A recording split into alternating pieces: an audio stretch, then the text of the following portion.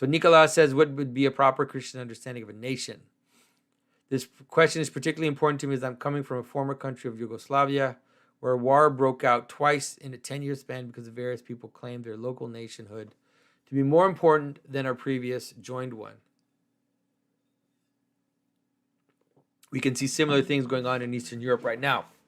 I also suspect this pattern will keep occurring more and more in the coming years, and not just in Eastern Europe. Yes, you're right. That is what's going to happen, and it's going to increase. And it's not it's been happening for a long time. This started a long time ago. It started 100 years ago, more than 100 years ago. And it's two opposites. Like there are two opposites happening at the same time. It's like on the one hand, there's a desire to crystallize the nation very strongly, to crystallize groups, to crystallize nations, to crystallize identities, fix them very strongly.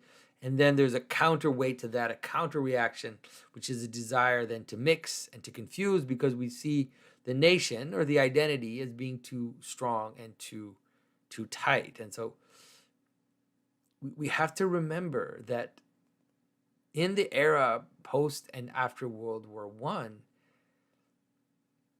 there were massive displacements of people all across Europe and the Middle East, where nations were now all segregated. And so all the Greeks left Turkey and all the Turks left Greece, and they created these segregated nations that were as homogenous as possible within themselves. And so that is a problem. And we created these hermetic borders around states that are supposed to contain in them these now displaced people that have their own common identity completely closed off. And so, that was one of the reasons that justified even the existence of the state of Israel, was this move towards saying every nation needs their land and their country and their borders, and every group has to be closed off. But of course, that's ridiculous, because that's fractally true. And so you can imagine that at every level, people can now say, well, we're not really part of this group. Like, we're not Greeks, we're Cretans, we're not really this group. We're actually this smaller group. And so it could fragment indefinitely. And so you saw that in many respects. But then that leads to a kind of other opposite, which is this problem of mixture and of wanting to kind of eliminate all the differences.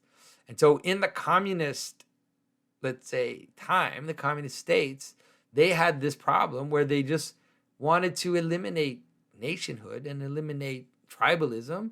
And so they just created these countries that contain all these tribes inside, and basically said, you're not allowed to be that. You just have to be, the proletariat or whatever. But that doesn't work, because we don't exist that way. We exist in these fractal relationships. So when the wall came down, then everybody clung back into their identities. And then it was just like my group against your group. So this is the problem of not having proper, normal hierarchies of relationships across the board, which is that in a normal world, people would have their families, people would have their tribes, people would have their groups, and then people would all participate nonetheless in higher identities, whether it's something like empire, but it doesn't have to be empire, but it could just be Christianity. For example, in the West, you had all these little kingdoms that nonetheless somehow attended to a higher good together, so that they wouldn't just constantly be at war, although they still were at war way too much. So I think it's going to get worse. There's no way around it, and it's going to play on that issue, Yeah, it's really tough. It's a tough time.